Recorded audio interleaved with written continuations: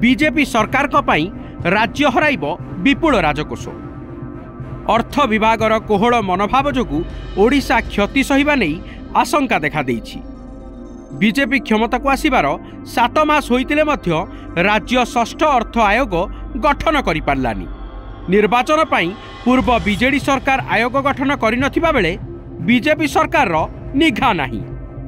षष्ठ अर्थ आयोग रे किए अध्यक्ष हेबे किए सभ्य हेबे से नहीं अंक छिंडुनी। आसंता फेब्रुआरी 4 तारिख रे केंद्रीय अर्थ आयोगर एक प्रतिनिधि दल ओडिशा गस्तरे आसुछंती। हेले जेउथि पई आयोग आसुछंती ताहा एपर्यंत गठन होई पारिनी। क्षति सहिब ओडिशा। केंद्र सरकार 2023 डिसेंबर 31 तारिख 16 अर्थ आयोग गठन करिछंती। नीति आयोगर पूर्वतन उपाध्यक्ष अरविंद पानगेरिया आयोगर अध्यक्ष नियुक्ति करा जाइछि। समान भावे ओडिशा षष्ठ अर्थ आयोग गठन हेबा कथा, हेले बीजेपी सरकार ए नै कोनोसी निर्देशनामा जारी करि नाही। आयोग गठन रे जेतिकी विलंब हेबो सही अनुसारे आयोगक रिपोर्ट देबारे विलंब हेबो। फल रे राज्य विपुल राजकोष हराइबो बोली कुहा जाउछि।